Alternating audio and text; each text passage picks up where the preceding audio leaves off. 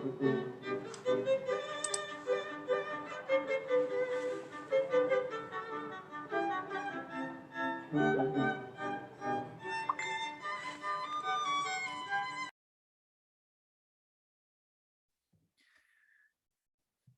want to welcome everyone back for our afternoon session, Armies, Clothing and Shelter in the Age of Napoleon. I am your host for this session, the chair of Dr. Rick Schneid, Herman and Louise Smith Professor of History and chair of the Department of History at High Point University.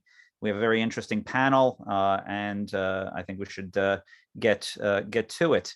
Our first speaker is Vittoria Princi, who is an alumna of the University of Oxford, where she completed a history PhD in 2021. She is currently based in Italy and reading for her second and hopefully last master's degree at the State University of Milan. Vittoria is at Oxford, studied under Michael Broers. And I am quite familiar with her work and looking forward to her presentation. So, Vittoria. Right. Thank you very much, Frederick, and hello, everyone. It's honestly great to be presenting again after such a long time, even though in this still very much remote fashion. And first off, I would like to apologize to Rick and to everyone else who has had the chance to familiarize themselves with my research work, because I don't think you are going to hear many new things, unfortunately. But for everyone else, just prepare to plunge with me into the magical world of barracks and military accommodation. So within the vast sea of Napoleonic Wars historiography and of the military logistics thereof, the study of barracks and military accommodation has overall attracted quite little interest. And this is perhaps owing to the importance of mobility to Napoleonic warfare, in which something as static as a barracks or a billet, hence a physical space for inhabitation, appears eminently out of place. But however, I argue that there is a remarkable deal in value in looking at how such static features of a logistical apparatus enabled the mobility of a Napoleonic era army. And this value lies in resource extraction and usage, similarly to much better known types of resources, such as food, fodder, weapons, ammunition, within a procurement methodology that had to raise far above the immediate requisition and living of the country system, and firmly root itself in the 18th century and early 19th century contractor state framework of public-private cooperation in order to be sustainable on the long run. And secondly, there is also the preservation of the army's human resources, so to speak. And as I will outline in this regard, preservation of human resources within the army also meant the role of barracks and accommodation in preventing disease and desertion among the troops. And we will briefly see how this took place in the case study of the main satellite state of the Napoleonic Empire in Italy, in the Kingdom of Italy. Now, as a quick reminder, this satellite state originated in the first campaign of Napoleon in Italy, 1796, which created the Cisalpine Republic in 1797, incorporating the territories of the Eastern Po Plain, with formerly Habsburg-held Lombardy and its capital city of Milan as the heartland and political center of this new state. Now, it was a rich and well-administered country that was extremely valuable financially and geopolitically to France. It was lost to the Allies in 1799 and reconquered by the French in 1800. The Cisalpine Republic was then rechristened as Italian Republic in 1802, and after Napoleon's coronation as emperor, it became Kingdom of Italy in 1805. So with Napoleon being titular king of Italy and his stepson Eugene de Beauharnais as viceroy and head of government and of the armed forces. Over the course of the Napoleonic Wars, this kingdom had its borders and territory redefined to incorporate newly conquered departments across the northeast of Italy, from South Tyrol to the edge of formerly Venetian Friuli, and to the central eastern shore of the peninsula, all the way down to the Papal Marches. The kingdom introduced, of course, French-style institutions in the government and administrations, and military institutions as well, so chiefly the use of conscription on the French mold, and fielded its own army, as well as hosting contingents of French troops, both in transit across its territory and as part of garrisons. The macro level of logistics responded to a fundamental shift in geopolitics of northern Italy, as the French had realized a long-standing goal of grand strategy by wresting this area from Austrian control, securing the southeastern borders of La Vieille France, and gaining a springboard toward the Habsburg hereditary lands and into the Mediterranean. During the coalition wars against Napoleon, the Cisalpine Italian Republic Kingdom became again a hub of military transit after the respite of peace that the Peninsula states had enjoyed following the peace of 1748, and as such was subject to the tides of campaigns and conscription throughout the 2 decades of war. Now, this territory was not new to problems of military accommodation, with the pre-Napoleonic states had faced throughout early modern military revolution and the growth of standing armies. And in particular, the Lombard heartland of the kingdom, ruled by the Spanish crown until 1714, had been a hub of military corridors as part of the Spanish Road. And the Habsburg-French conflicts, then spanning from 16th to mid-18th century, had meant a constant military presence, and they had put army accommodation as a crux of political interactions between territorial representative bodies and the court. And the balance of powers in Italy that had followed the end of the War of Austrian Succession, as I said, had brought a half-century of quite unusual peace to the peninsula.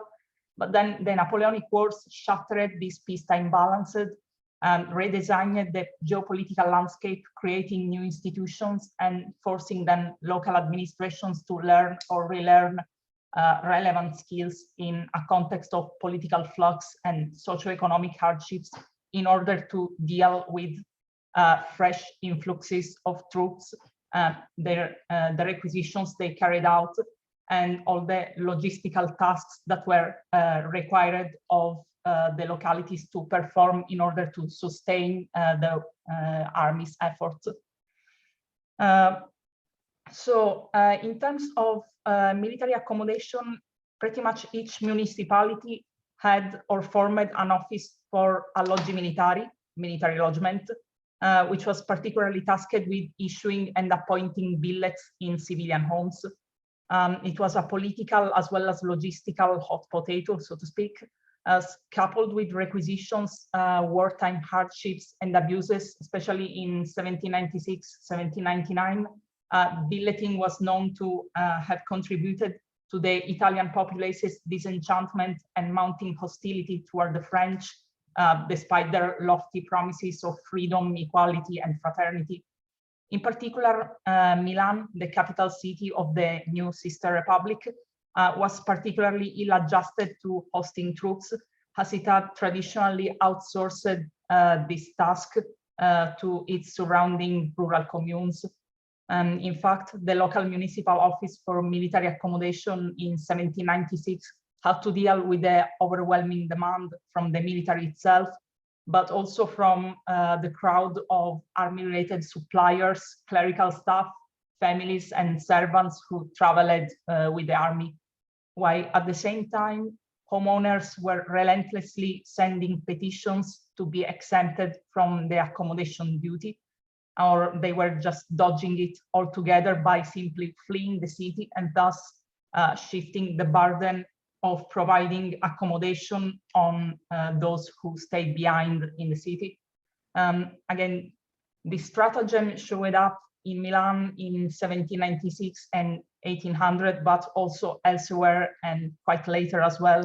So, for example, several denizens of Padua in Veneto in early 1809, just prior to the outbreak of that year's campaign, resided out of town and could not billet troops, thus reducing available accommodation in civilian homes to just enough only for officers, less than an acceptable overcharge hit all the remaining inhabitants. So billets were the main avenue for accommodating officers overall, lacking specific and separate residential halls for them, which in most of the kingdom's garrison cities remained either on paper or vastly inferior to the demand. Troops instead were to be barracked, both the garrison troops and the units in transit.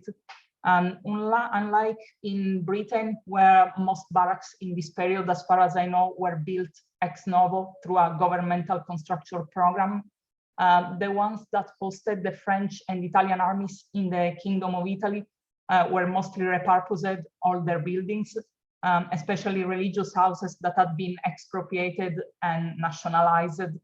And this, in fact, posed some quite interesting infrastructural problems, as of course, a religious house was supposed to be a building that, yes, it had the capacity to host quite large numbers of people, but its interior dispositions often had to be changed so that it could allow for the internal disposition that best suited the armies.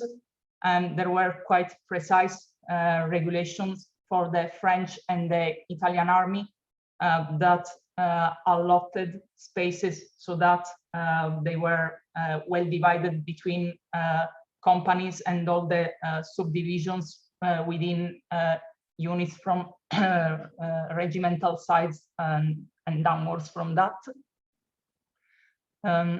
And there was also the problem of ensuring structural stability, as often these buildings tended to be quite old, and maintenance was often carried out very regularly.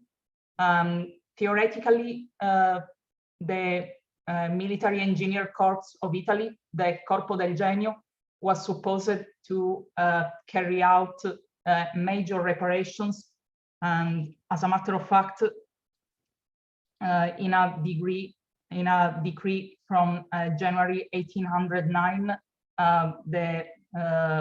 the government of the Kingdom of Italy established that the entire service of garrison barracks, so supply, maintenance, and whatnot, was to be entrusted entirely to municipalities. But before that, the military engineers could have to carry out all the major infrastructural repairs before handing it over to municipal management. But shortages of funding and difficulty to find workers and artisans to contract for such works made it so that this process was extremely slow, uneven, and irregular in results. And furthermore, using this kind of buildings for military purposes also led to quite unique problems that were also closely related to the issue of keeping the human resources of the army healthy, as in the presence of traditional Catholic burials, for example, in churches that were annexed to the architectural body of former religious houses and were used as either lodgement spaces or storage spaces and whatnot. And the presence of these tombs not only could be a problem for infrastructural stability, but it could also pose a risk to the health of the soldiers, given the medical understanding of the time that was very much geared on miasma theory in terms of disease spread.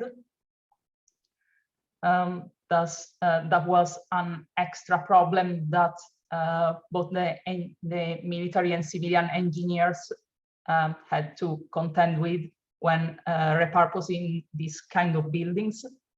And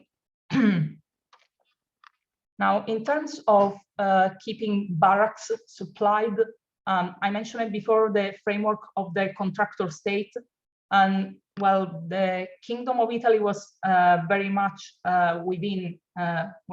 falling within this kind of framework, as pretty much all the supply services for the armed forces went through various types of private-public partnerships, and there was a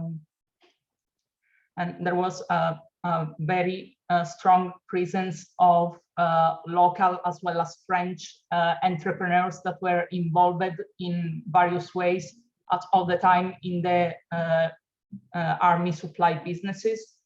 And specifically with regards to the barrack supply business, so the one that supplied garrison barracks with furniture and bedding items such as clothes and bed parts, well, it was very much not a success story. Initially, it very much hinged on local level contracts, which paved the way for several pretty undiscriminated abuses of authority and wastage of public funds, as well as fairly unchecked requisitions that impacted in terms of such furniture and supplies items that I recall in this era were very much expensive things. Often some of the most prized possessions that were recorded, for example, in post-mortem inventories in peasant homes. And to remedy to this situation during the time of the Italian Republic, the government, led by conservative nobleman rallié to the regime Melzi, the government installed a general supply contract for all the garrison barracks in the kingdom. So this first contract, let me just see. So for this first contract, right, ran from 1802 until sorry. This first contract ran from 1802, and it was supposed, as I said, to concentrate the supplier, thus eliminating abuses and waste that resulted from having a myriad smaller contracts at local levels. And first call for tender took place in October 1801, and the contract valid for 3 years, starting on 1st of December 1802.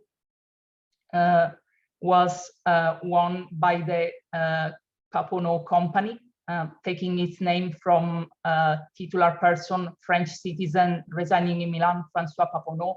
And apparently this tender was heavily rigged in Paponneau's favor. But trouble, however, for this contractor began immediately, because the war at sea prior to the Peace of Amiens had driven up the prices of wool that the contractor agents bought in the ports of Ancona, Genoa, Trieste, and Venice. The government also lagged behind on reimbursing the daily rental price that was due for the usage of supplies belonging to the company. So in addition to these, to unforeseen initial costs, several features of this service through general contract drove up this company's expenses, such as the fact that it had a quite large pool of employees. It was around 400 employees, although we really don't know the ratio between, say, office staff, custodians, warehousemen, etc. And as such, it passed on to the contract system precisely one issue that the government had wished to avoid through the recourse to the general contract, that is, avoiding to have to hire and pay a large and therefore expensive staff. Furthermore, a dangerous consequence of the government's outstanding debt toward the company was the loss of reputation for the company's guarantors, who directly oversaw the purchase and management of the materials in the department. And of course, I have to say that their reputation was in fact shaky since the very beginning, given the rumors of corruption that surrounded the tender and the overall widespread belief that army suppliers overall were a thieving bunch hell-bent on robbing the vexed and impoverished population.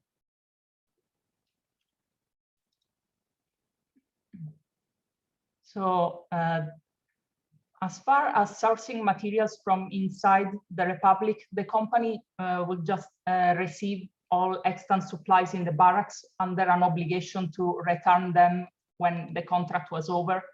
The municipalities provided these supplies, while transport operations depended on the war commissar's information on troop movements in order to direct the flow of supplies where they were needed.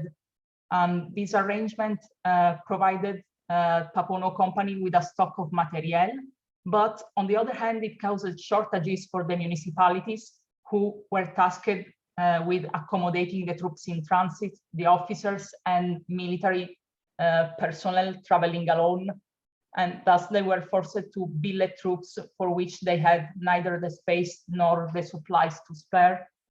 1 minute left. Well, so growing mutual distrust and such ongoing disputes between government personnel and this company led to the accompanied this Papono Company until the end of contract in May 1803. And of course, at that point, end of the contract, Papono just rebuffed the government's attempts to mend the rift through an advantageous offer for the next tender, and just refused to participate in this tender altogether. So the second contract went to an entrepreneur, Italian Andrea Martini, whose company guarantor was a French former deputy in the National Assembly and former commissaire aux armées. And once again, this contract was a massive venture, using a supply of beds and bed linen, blankets, etc., estimated at a value of 1 million lire, that had to suffice for at least 50,000 soldiers and non-commissioned officers. However, even this contract failed to perform as was expected, not least of all due to the government by then well-entrenched suspicion of the contractors. And in April 1805, it was the company was put under the receivership of a ministerial delegation that administered the service until the set end of the contract. And eventually in 1809, the entire service was devolved to municipal administrations, which then would carry on taking onto them and onto their local resources paid through mostly local taxation, the task of providing the accommodation and the supply and the resource extraction and usage that was needed to keep the soldiers well housed. And as well as providing the infrastructure maintenance in often difficult cooperation with the engineers to keep the barracks safe, both from the standpoint of health of the soldier and for the purpose of keeping them well closed up enough that they could prevent desertion, which was especially important, for example, for conscription depots, but at the same time avoiding to making them look too much like prisons for obvious reason that you can imagine, given the quite extreme horror stories that went on about conscription and the blood tax that it imposed on a growingly war-tired population. And I will just cut it here and welcome any question you might have later on. Thank you very much, Dr. Princi. We'll hold off on questions to the very end, and I encourage everyone who has questions for any of the presenters to put it in the chat. So for our next paper, Dr. Ciarán McDonnell is an independent scholar with a PhD in history from Maynooth University. His research focuses on Irish soldiers during the French Revolution and Napoleonic Wars, and he has published on this topic, and we look forward to his presentation today. Dr. McDonnell.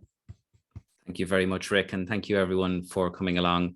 I'll just start my PowerPoint there. So,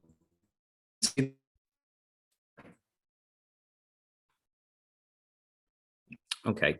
So to begin with, I'd just like to draw your attention to the fact that by 1800, circa 1/3 of the British Army was Irish. This tallies roughly with the population of the Britain and Ireland, but how did this come about and what was its impact? So firstly, this evening, I'm going to be looking at the wild geese military tradition. That's, in other words, the Catholic migration to the armies of Europe. I'll be looking at the broader context of 18th century and specifically late 18th century Irish society, the impact of the French Revolution and the Napoleonic Wars on Ireland and recruitment to the British military, and finishing up with a consideration of what we might define an Irish military identity. And I'd just like to acknowledge the support of the Jacobite Studies Trust and the Royal Irish Academy in this research.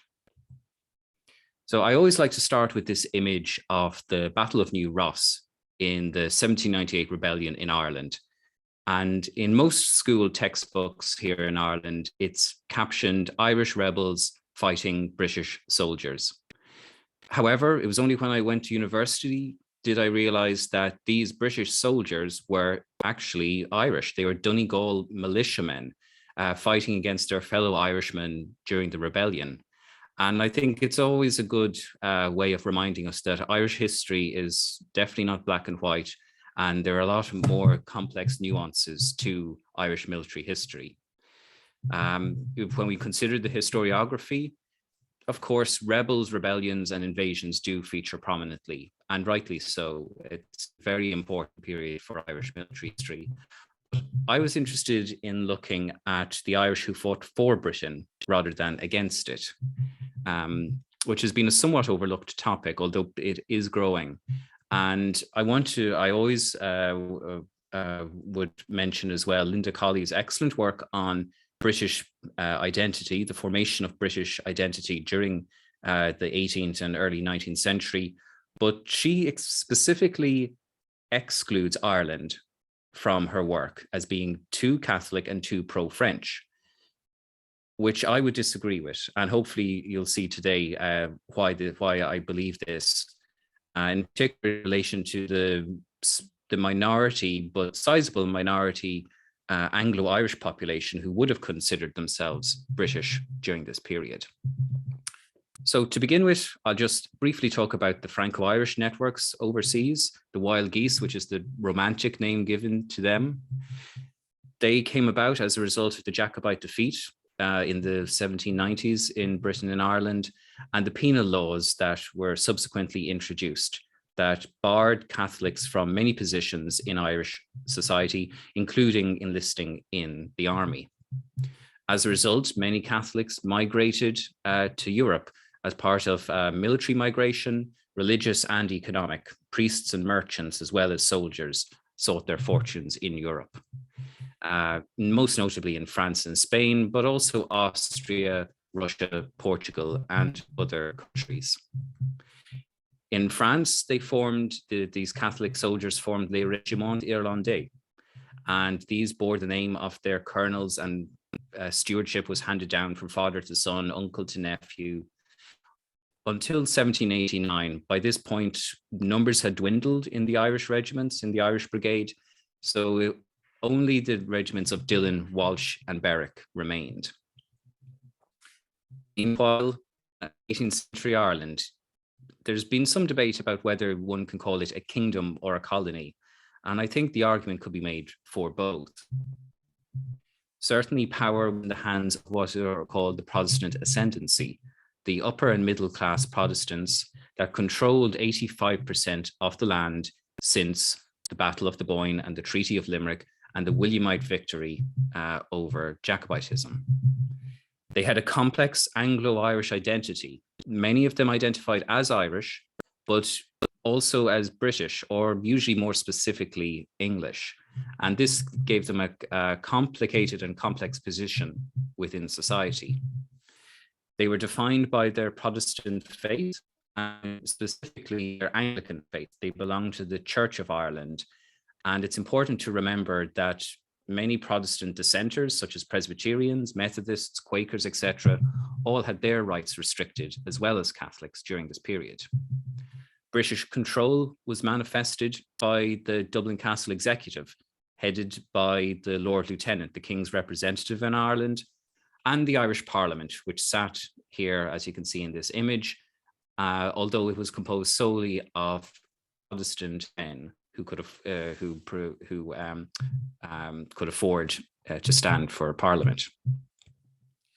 The military was an important prop to the ascendancy in 18th century Ireland. Many ascendancy families had a long family tradition of serving in the army or in amateur defence regiments that would protect them in Ireland against potential Catholic uprising. The most famous of these amateur defence regiments were the Irish Volunteers, which have a big impact on the Revolutionary and Napoleonic period. This was a private militia set up of upper and middle class Protestants in Ireland to defend Ireland from invasion during the American War of Independence. However, it quickly became a private lobby group where and you can actually see in this image here, a number of the MPs are wearing their red volunteer uniforms, and they staged marches and demonstrations for improved economic and political rights for the Irish Parliament, as opposed in competition with Britain, and the British government was forced to concede a number of these rights, and as a result, the precedent was set for the military interfering with politics. Meanwhile, Catholic Ireland was not quite as broken as helpless as some might suggest. Certainly, many still adhered to the Jacobite cause, although there was no rising in support in 1715 or 1745 in support of Bonnie Prince Charlie in Scotland. And it could be argued that the most active Jacobites were already fighting for the Jacobite cause. They were in the Irish Brigade in France or in Spain. Meanwhile, there was a sizable Catholic minority still in Ireland who had held on to their lands through swearing loyalty to the crown.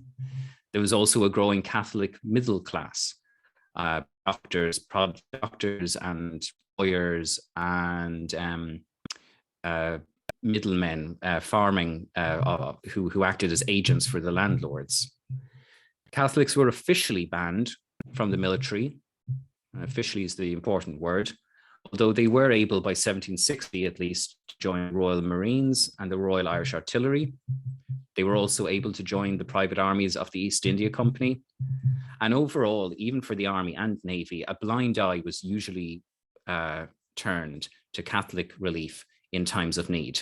recruiting sergeants did not inquire too closely when they needed more recruits. When the French Revolution happens, it severely tests the connections of the Franco-Irish to the new regime. Reforms of the French army in 1790 and 1791 prompts mass desertion, among them many of the Irish officers, as they were Catholic, aristocratic, and very closely tied to the crown. So they definitely were not welcome in the new republic. In 1791, the Irish identity of the Irish Brigade is removed. The regiments are just numbered as regular French line regiments, and the flags of the Irish Brigade are burnt as well. So very much getting rid of their old identity. This prompts a number of Franco-Irish officers to offer their services to Britain and the British government, as a case of the enemy of my enemy is my friend. And a new Catholic Irish Brigade is formed in the British Army in 1795 with Franco-Irish officers and newly recruited Catholic Irishmen. This really annoys the Protestant ascendancy in Ireland. They voice their opposition, and the British government is forced to send the Irish Brigade overseas instead. They can't serve in Britain, they can't serve in Ireland, even Europe, and they are forced to serve in the West Indies and Nova Scotia. As a letter of Henry Dundas here shows, they simply were used as a reinforcement to the West Indies garrisons. And needless to say, most did not return from these tropical positions due to disease and desertion.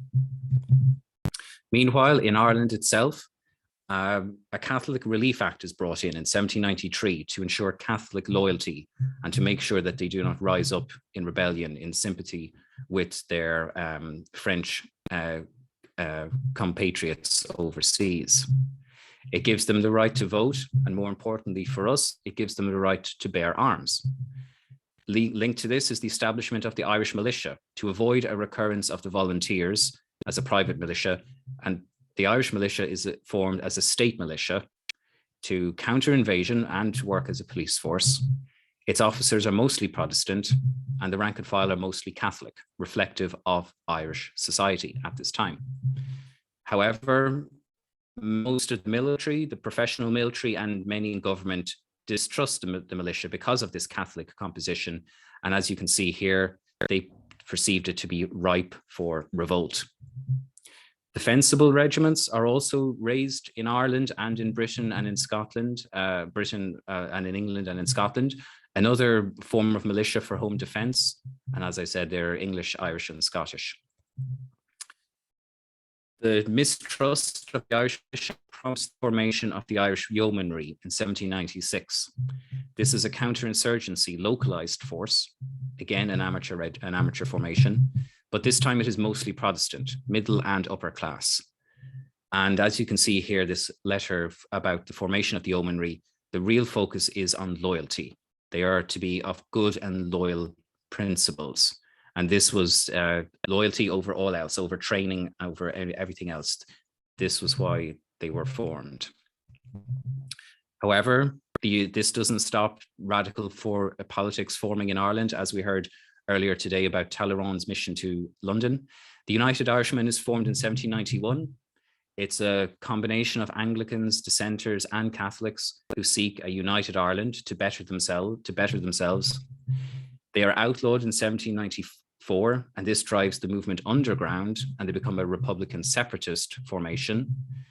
One of their leaders, Theobald Wolfe-Tone, is sent to France, where he lobbies successfully for French military intervention in Ireland, and 14,000 Frenchmen set sail with Lazare Hoche to West Cork in December 1796.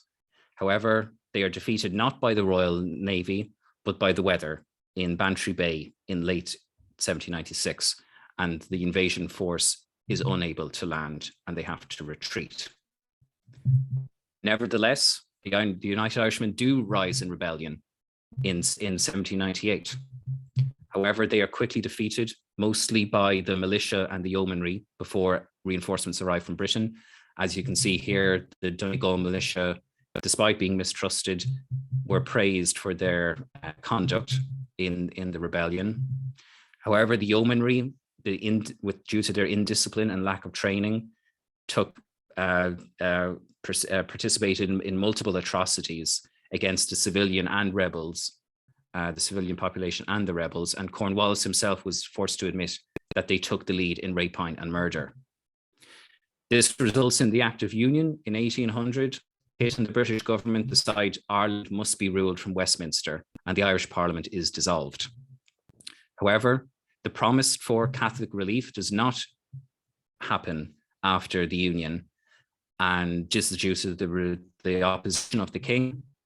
As a result, William Pitt is forced to resign. So some very big fallouts from the rebellion in Ireland, not just on the island itself. Meanwhile, recruitment to the British Army continues apace.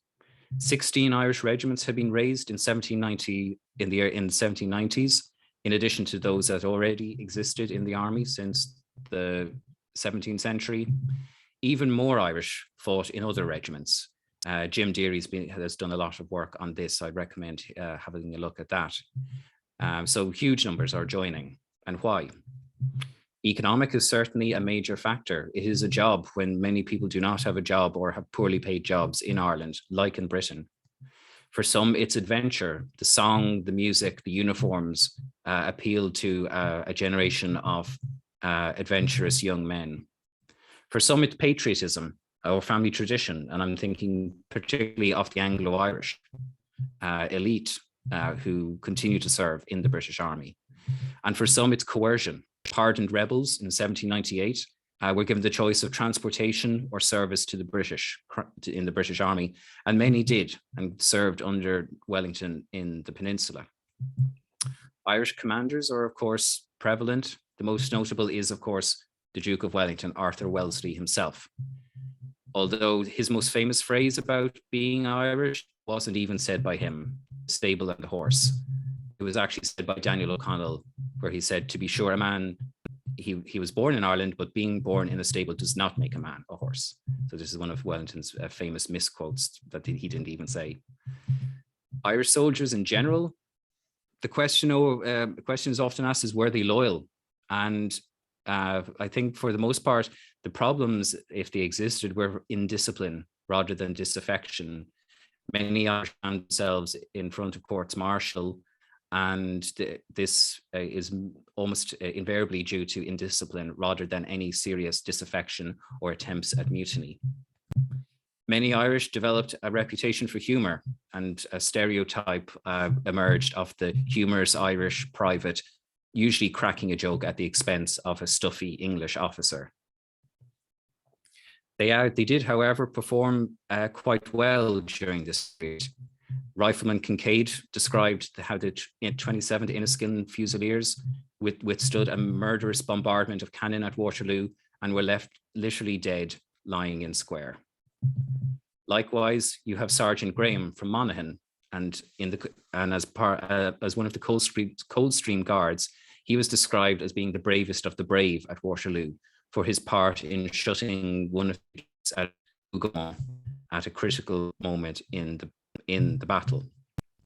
How is Irish identity formed? How did it maintain its presence in the British Army? It's very much a regimental identity. Visual representations such as the shamrock, the crowned harp, or Irish airs and ballads really reinforced an Irish identity within a broader British military identity in this period. Catholics and Protestants served side by side, usually without any major problems. If they did happen, it was usually a Protestant officer who might have taken out his prejudices on his Catholic troops. This must be cross-referenced with the behaviour of some British regiments in Ireland during 1798, where some regiments gained a reputation for cruelty against the civilian population. For the most part, it was class rather than nationality that united these soldiers. I'm thinking again of the work of Ed Coss and Kevin Lynch and Jim Deary. These working class Irish men would have found very much more in common with their working class counterparts in Scottish regiments. And a lot of the rhetoric of this time is about forging united identities. And as you can see here, the Adjutant General Alexander Hope declared there was no army he would sooner fight against than at the head of a united British one. So, to conclude, this period of 1990s and into the Napoleonic Wars sees the decline, although not the complete rupture, of the Franco-Irish military tradition. Some maintained their adherence to the royalist cause, while others embraced the new republic. And this shows that Irish identity was mutable and dynamic in this period. It even, a number of exiled United Irishmen even offered their services to France once more and form an Irish Legion under Napoleon, although that does end up, mostly the rank and file end up being Prussian recruits rather than Irish. Meanwhile, the Irish tradition in the British Army goes from strength to strength. This impacts on British-Irish relations, binding Ireland closer into the Union at this time. It shows that the British government were willing to give concessions to Catholics, but at the end of the day, they were willing to give more concessions to the Protestant ascendancy, to the elite, to keep them on side. And as a result, Catholic emancipation does not pass at this point. It would take until a couple of decades later before this would happen. It also leads on to the important question of Ireland's place in empire. We have focused so often on the rebels and the revolutionaries, and this is now an important time when we need to consider Ireland's role active as both colonizer and colonized in the 18th and 19th century. At the end of the day, we must again come back to this question of a third of the British Army being Irish in this period. Certainly, it was an important source of manpower. Britain wanted to maintain a practical, take a practical advantage of this situation. It also was, this happened as a result of family tradition for some. The Anglo-Irish had a very strong motivation to join the British military. For some, and probably the vast majority, it was just a job. And a certain number, they had no choice. I'm thinking particularly, of course, the pardoned rebels from 1798. And at the end of the day, it was the regimental identity that bound these men together, rather than perhaps a wider British military identity. It was the regiment that these men adhered to, a non-sectarian environment, and an example of how Irish soldiers and British soldiers could serve together side by side. Thank you very much. Thank you very much, Dr. McDonnell. Thank you. All right. Our next speaker is Dr. Alexander Maxwell, who completed his PhD in 2003 at the University of Wisconsin-Madison. He's held positions in Erfurt, Germany, Swansea, Wales, Exotic, Reno, Nevada, and Bucharest, Romania, before accepting a permanent position at Victoria University in Wellington, New Zealand, where he is currently associate professor. He is the author of Choosing Slovakia, Patriots Against Fascism, Patriots Against Fashion, and Everyday Nationalism in Hungary. He is currently researching Habsburg Pan-Slavism. Professor Maxwell, have at it. Thank you for the kind introduction, and thank you for attending. The talk I want to give today, the narrative begins with the invention of the military uniform.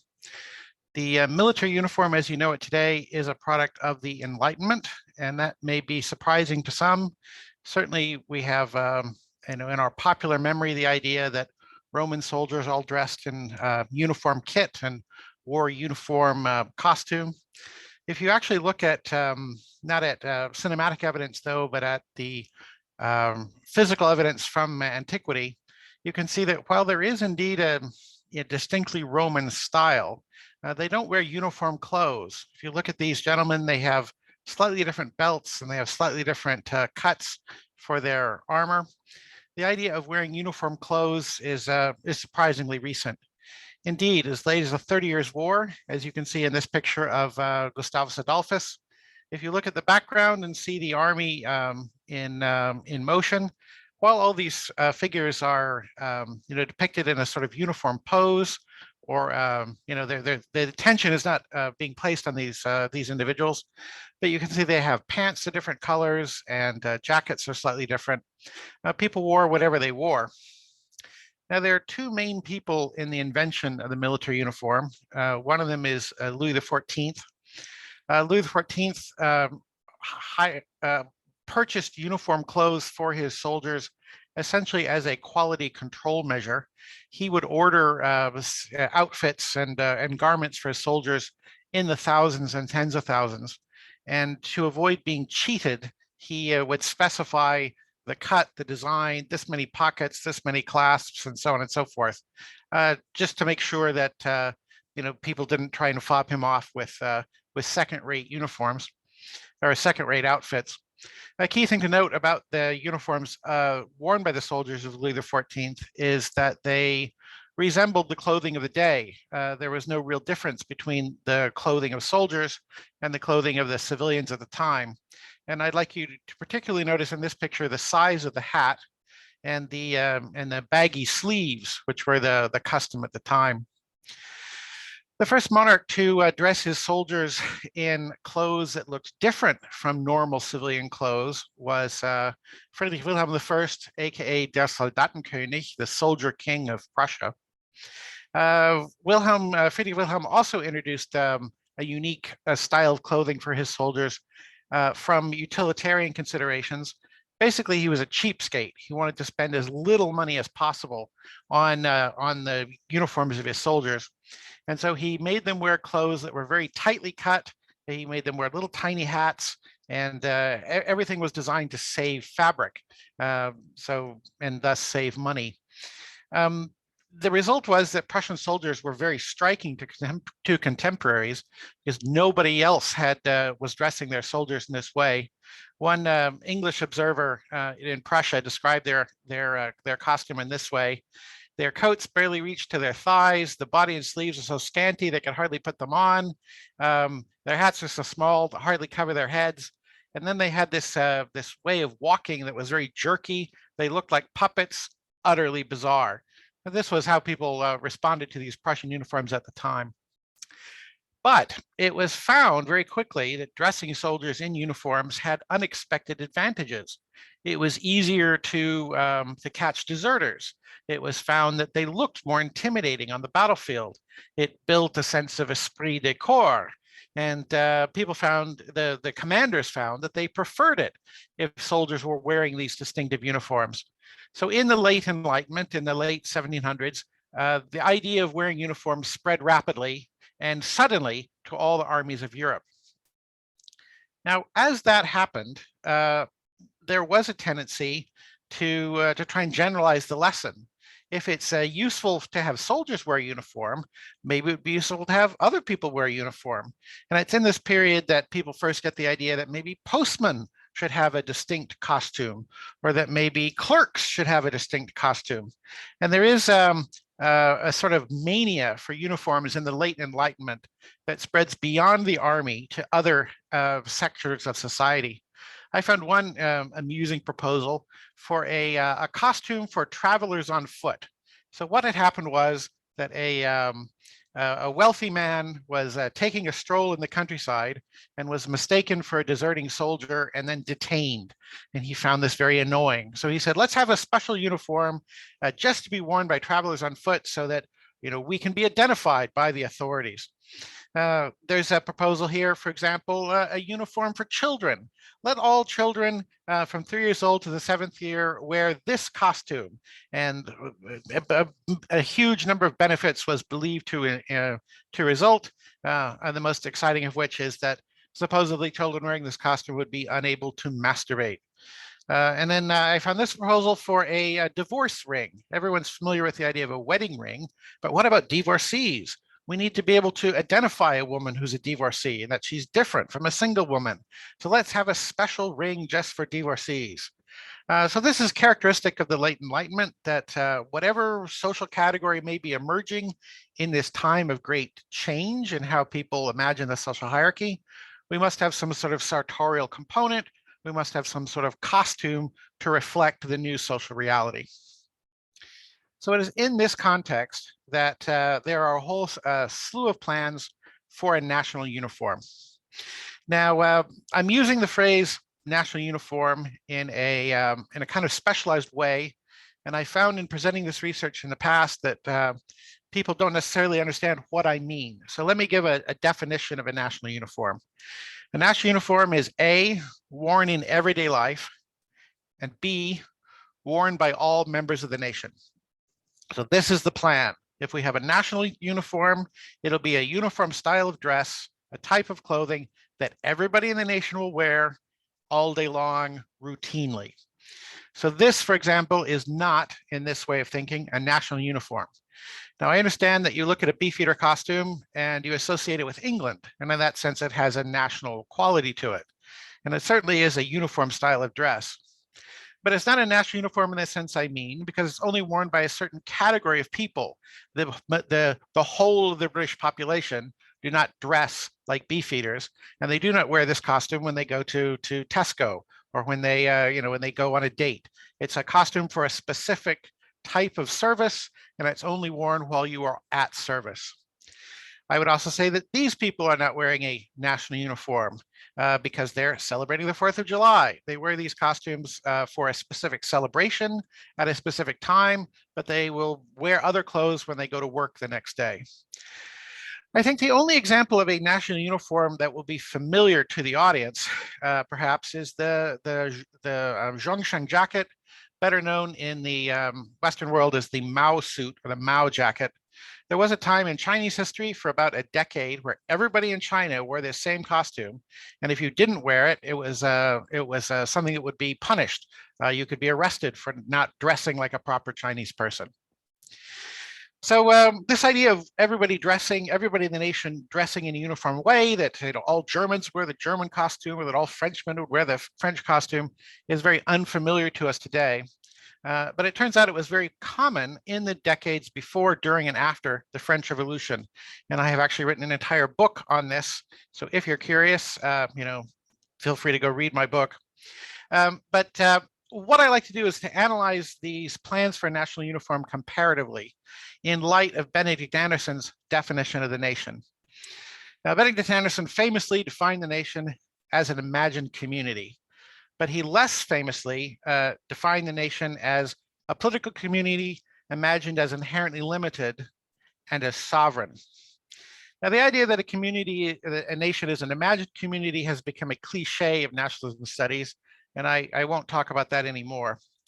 The idea that the nation is inherently limited, though, I think, is something that we can easily link to these costume proposals.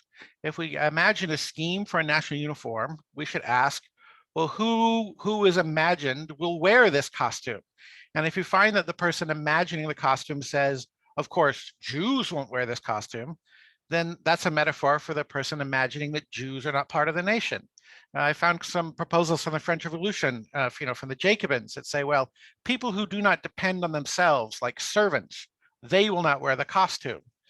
So that suggests that there's a certain lower limit to the citizenship as imagined through the costume, because he or she who does not wear the costume evidently isn't part of the nation. But Anderson also imagines that the nation is an imagined community that is sovereign. Now, how do we imagine that a costume would be sovereign? Where is the sovereignty in a plan for a national uniform? Well, I suggest to you that we can interpret sovereignty in the national costume by asking who will design the costume, who will decide what it looks like. Daniel Roche, in a discussion of military uniforms, suggested that imposing a uniform on your subjects or your servants realizes the monarch's personage and affirms the political project by demonstrating omnipotence. I, the great magical king, in my majesty and power, can compel you to wear these sorts of clothes instead of those sorts of clothes. So if we interpret the idea, interpret the power to impose a particular style, a particular cut of the jacket, a particular length of sleeve as a metaphor for the sovereignty of the nation, then we can use plans for a national costume to examine the changing locations of political sovereignty as imagined by people proposing national costumes. So let me give a couple examples of what I mean. In 1772, there's a proposal for a national costume in Osnabrück. It's put forward by Justus Moser, who's a noted pundit and a person of the day, so a key figure in the intellectual life of Germany at the time. His essay is about the advantages of a general countrywide uniform as declaimed by a citizen. So he, as a citizen, makes this proposal. But he doesn't think that he, as the citizen, can decide on the costume. Only the prince can impose the costume on others. He says the proposal for a national costume will not work unless the prince dons the uniform and compels civil servants to wear it. Nevertheless, he as a citizen believes that he has the right to petition the Lord, to petition the prince. Oh, wise prince, it will be so advantageous if you will do this thing for your humble servants. So once again, the sartorial sovereignty, if you like, is possessed by the prince, by the monarch. Moser's costume proposal, he anticipates some resistance to it. He anticipates that some people will consider it a type of slavery to give up the freedom to dress on your own. But he assures the readers that there will be many advantages. One of the advantages is that the national costume that Moser proposes is a ranked costume. And certain elites will wear a different costume that will look different from lesser elites. And the advantage of this is that we can reward proper virtue.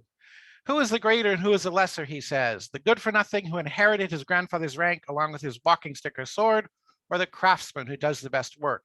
He talks in his essay about acts of honor, meaning paying taxes, so acts of financial honor. If you pay lots of taxes because you're a wealthy merchant, you should get status, Moser thinks. You should have more status than the great-grandson of a nobleman if you just sit around and drink and chase women all day. So it's a way to try and incorporate into the social hierarchy common-born people who are making a lot of money and therefore benefiting the state. So a classic Enlightenment project. What do we do with the bourgeoisie? How do we give them status in our society? And Moser suggests the uniform will be useful. And for this, he asks the monarch, please introduce a national costume. Another plan for a national costume is in this play by Heinrich Keller, who's Swiss. It's not a prose plan. It has characters who interact with each other, and it takes place in an allegorical Sweden because the King of Sweden has actually introduced a national costume at this time. But there's the key moment where the main character meets an advisor to the king. And the advisor to the king says, here, I have a sample petition that we will give to the king. We will hope that the king will make the following pronouncement. And then pronouncement begins, the king has grown weary of all these fighting between people of different social ranks. For that reason, we'll introduce a uniform. The uniform is also ranked, and it's imagined that in the play, there will be fashion dolls to show the different costumes. So the minister will bring some puppets. Here's the first costume. The court will dress in this rank. Then the nobility will dress in this costume. And then the professionals and wealthy professional people wear this third costume. Citizens of the towns will wear this fourth costume. And finally, the peasants will wear this fifth costume. So a ranked costume, different appearance for different people. And in the play, it also suggests that women will also wear ranked costumes, depending on the ranks of their husbands. But this costume, too, will be introduced by the king. Another interesting thing about this costume is that the costumes are imagined as being in the Scottish style. The allegorical Swedes in this Swiss play will show their patriotism, but they will wear a national costume that is actually imagined as a Scottish design. The Scottish costume, I think he means the kilt, is imagined as being very healthy and beneficial and so forth. But the key thing to note is, unlike in the Enlightened in the Romantic nationalism of the 19th century, there's no sense that you have to find a German peasant costume and declare it the national costume. You look overseas and, oh, here's a good costume. This is rational, advantageous. Let's take the Scottish costume and make it our own. A third plan I want to talk to you about is produced in Leipzig. It's actually not clear where the plan comes from. It's published in a fashion magazine, and there's a lengthy essay, is it possible and necessary to introduce a German national costume? And the answer is yes. But the journal who publishes it says, we received this from an unknown person and we don't know who wrote it. The plan involves the city of Leipzig, though, so I refer to it as the Leipzig Plan. It imagines a sort of German parliament. The author of the plan, the anonymous person, says that he will publicize in various German periodicals and journals and newspapers that we should go through this following procedure to make a national costume. And so what should happen is that people from a particular region should gather petitions in your region. If you're from Heidelberg, consult with people in Heidelberg and get subscriptions. We, the undersigned, we think it's advantageous for all of Germany to have a national costume. Then bring these petitions to the Leipzig Spring Fair in 1786. We desire to introduce a national costume, lists of names. And if we find that people from different parts of Germany meeting at the Leipzig Fair have lots of names and lots of lists from different parts of Germany, then hey, maybe we should do something about it. So then point D, if there are a large number of people support this plan, we'll make the drawings. We'll have a men's costume and a female costume. And then in the autumn fair of 1786, people can look at the designs. And the designs then can be taken back to your villages and people can look at it. And if they're still in favor, then there'll be a new round of petitions. We, the undersigned, pledge to appear wearing this costume on Easter 1788. And if we can find 2,000 people in all of Germany to wear this costume, then we'll start wearing it. And then there'll be strength in numbers. And thus we will lead the way to honorably introduce an honorable costume and bring the benefits and advantages of a national costume to our beloved German homeland. Now, if we think about this, this scheme in terms of the sartorial sovereignty, we notice that there's no monarch involved. And indeed, the Leipzig Plan explicitly says we can't expect anything from the Reichstag. Those people are only interested in their own selfish interests. They're not interested in Germany proper. Instead, we need to look to patriotic people who are also described explicitly in the text in a sort of middle-class way as people who depend on themselves, merchants, manufacturers, handworkers, artists, lawyers, provincial nobility, and so on, as you can see in this passage. So we dispense the king entirely. And indeed, he's sort of recreating the whole idea of representative democracy at the Leipzig Spring Fair. So it's a fascinating plan. Now, there are lots and lots of these plans, and I don't have the time to explain them all to you. They peak just after the Befreiungskrieg. So after the final defeat of Napoleon in 1813, 1814, there is such a profusion of plans that somebody has written a PhD thesis just on the national uniform plans of that period, just of that sort of 2-year zone. So I can't possibly go through all the many plans that are given. But I do want to point out that no less a figure than Ernst Moritz Arndt, the author of Wo ist des deutschen Vaterland, a famous patriotic poem, that he also advocated a national costume. If we want to have strong men and pious women, we need to have a costume, and along with the German language, which is a better studied aspect of German patriotism at this time. And he also says it should be reproachful to dress in a foreign way. So the idea of wearing a Scottish costume is falling out of fashion by the time of the Befreiungskrieg.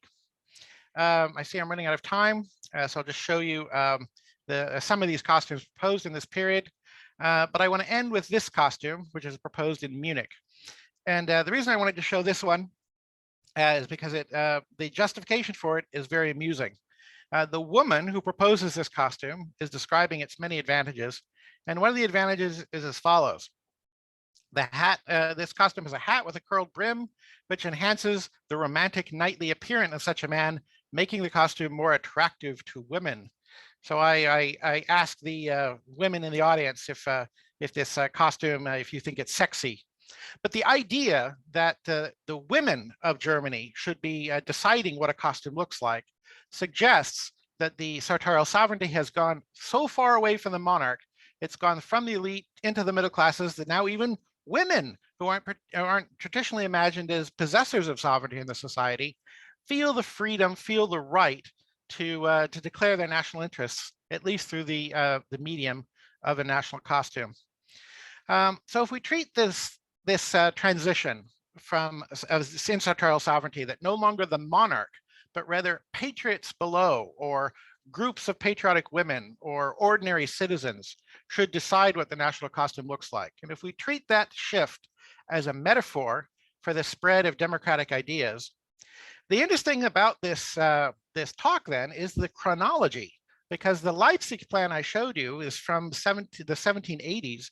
It predates the French Revolution.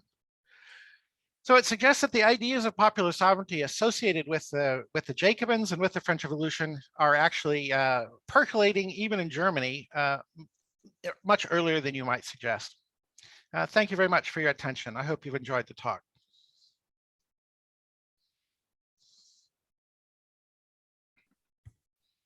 Thank you, Professor Maxwell, for your paper. I ask those who have questions to please send them to me in the chat. We have time for a number of questions.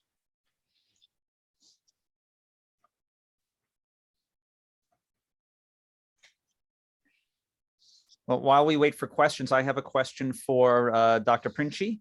My question is, were the barracks and all of the supplies and contracts for the barracks paid by the Kingdom of Italy and taxes of those citizens, or were they paid out of from the army in France?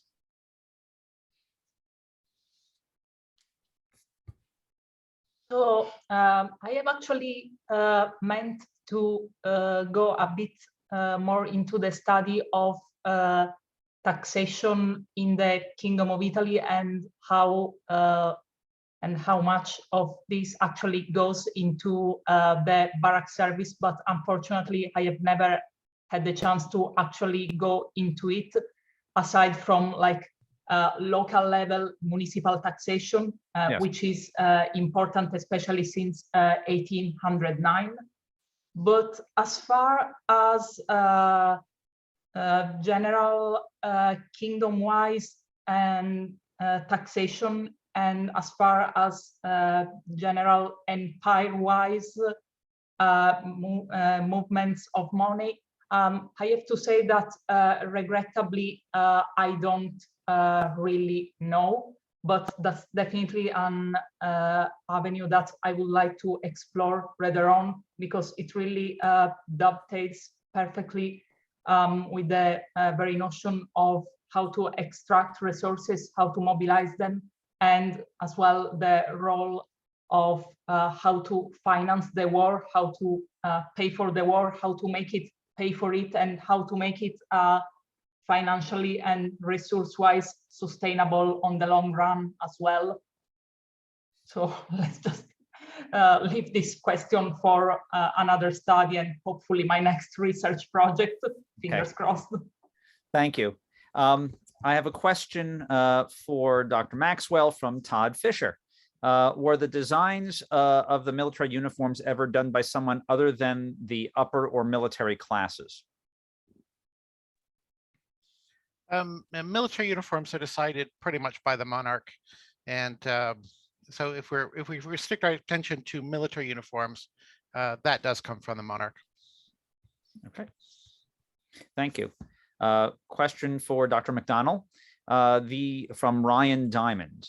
The 33% of Irishmen in the British Army is always quoted as surprisingly high, but isn't it an accurate reflection of the Irish population compared to the English, Scots, etc.? Is it in fact proportionately a little lower than it would be in a pure population portion terms? Yes, that's correct. And as I said at the start of my talk, it is roughly the case. Ireland is about 4 to 5 million population in the 1790s and growing rapidly. So it's estimated roughly about 150,000 Irishmen enlisted. But so yes, it isn't surprising in that regard. But I think it is significant by the fact that it happens so quickly, and considering the oppression of the Catholic population for most of the 18th century, that as soon as this is an option available to them, many do enlist. And I think that's why for various reasons, which of course I've discussed. So I think it is significant, and that proportion stays roughly the same all the way through the 19th century and into the early 20th century in the First World War as well. Question for Dr. Maxwell from Claudio Mann. Do you think there was a popular notion of a German people in the late 18th century and early 19th century, given the rivalries between Prussia, Saxony, Bavaria, Austria, Württemberg, and the other 290 that's under, et cetera? Yes, I do. I think it's an understudied thing. I think that there's a certain sense of loyalty to the Holy Roman Empire when it exists. And then there's a loyalty to the German Confederation as well. I think the key thing to keep in mind is that people have more than one loyalty at a time. Just as people in the United States could be, proudly Texan and still feel American. People can be a proud New Yorker or even proudly from Brooklyn and still be American. So too, people in Germany are, proudly Saxon, proudly Bavarian, but also feel German. I think there's lots of evidence for this in the writings of Herder, but also in these national costume proposals. Another question for you, Dr. Maxwell. Did these national uniforms have components for sumptuary laws, especially with regard to colors used? The link to sumptuary laws is an excellent observation. I chose in this talk to emphasize the Enlightenment heritage of these national uniform schemes, but I think they also arise out of the sumptuary tradition. The sumptuary tradition practically, though, is about prohibitions. It's the idea of the sumptuary law is that certain prestigious things are restricted to people of a certain rank. So you can't wear a certain type of fur unless you have a certain rank. You can't have the long toes unless you are above a certain rank in the nobility. And what the actual design should look like, that's not really covered. It's about maintaining prestigious things for elites. What's new about the Enlightenment clothes is the idea of uniformity. So I often make an analogy. Let's imagine the sumptuary tradition at a university. So we could say, okay, undergraduates have to wear t-shirts. And if you become a graduate student, maybe you get to wear a polo shirt with a collar. And then professors get to wear ties. And the vice chancellor can wear a suit and tie. But okay, you can tell right away, this person's an undergraduate, he's just wearing a t-shirt. But it does imply that everybody wears the same t-shirt with the same length or the same pattern on it. So the innovation of the Enlightenment is to actually try to create uniformity of appearance, not just to exclude prestigious things from two prestigious classes. I know I've had a lot of trouble explaining this in the past to people, so I hope that's clear, but thank you for your question. Well, we are over time, but it was good to have questions, and we had wonderful papers and presentations. Thank you very much, presenters. Thank you very much, participants, and we will have a short break before our next session. Thank you.